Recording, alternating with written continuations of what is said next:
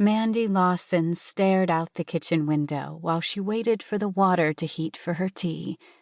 It was late, almost 10, and the normally gorgeous view of Nantucket Sound was shrouded in darkness.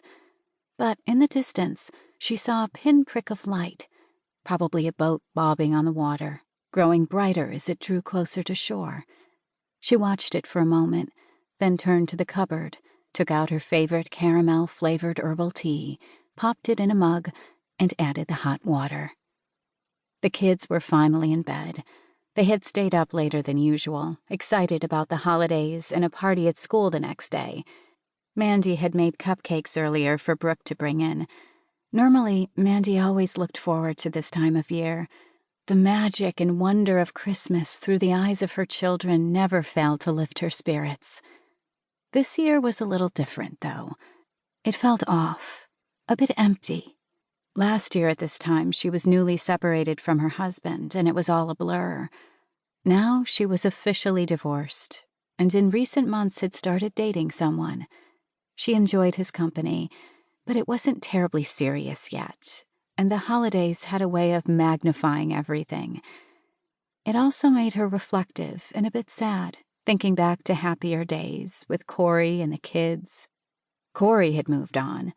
He wasn't dating anyone seriously as far as she knew, but he was dating, a lot, which he'd apparently also been doing during the final years of their marriage. The kids seemed to be doing fine, too. She had to give Corey credit. He was very good with them and lived close enough that he took them regularly and they were able to fill in for each other as needed. Mandy just missed how things used to be. The big house often felt too big for the three of them without Corey there. But it was the house the kids had grown up in, and she didn't want to uproot them. She knew stability was important. She took her tea bag out of the mug and tossed it in the trash, then headed to the family room to settle into her favorite armchair, put her feet up and read for a while before bed. She wasn't sleepy yet. It had been a busy day at the restaurant. She co-owned Mimi's place with her sisters Emma and Jill and Paul, the chef. She smiled, thinking of how clever their grandmother had been, leaving it to them in her will with the stipulation that they had to work together for a year before making any major decision to sell. Jill was a silent partner as she returned to Manhattan after the year was up to continue running the search firm she owned with her partner, Billy, who was now her husband. But it had been exactly what both Emma and Mandy needed. Emma's marriage had imploded as well, but in a very different way, when her husband of many years left her for another man. Emma and Paul had been childhood sweethearts, and Mandy was glad that they had grown close again, once Emma was ready to let someone in. For Mandy, Mimi's place had been a godsend. She'd been wanting to go back to work for years, but Corey had discouraged it. They hadn't needed the money. He ran a successful hedge fund that generated millions in income each year, and he liked being able to brag about his wife not needing to work. But she had needed it.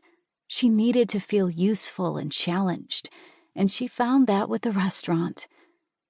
Emma had some experience during college working as a waitress, and Jill had tended bar.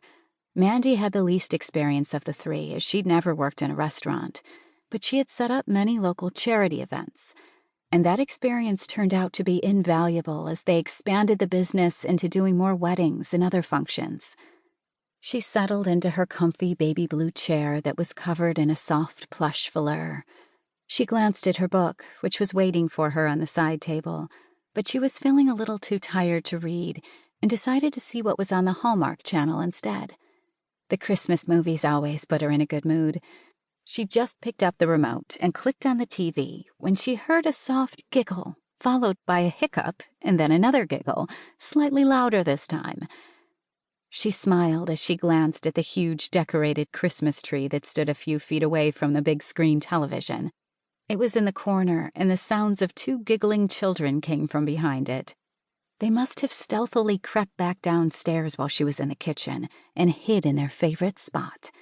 She stood up and could see two pairs of feet peeking out from where they were lying down with their heads close together, looking up at the tree.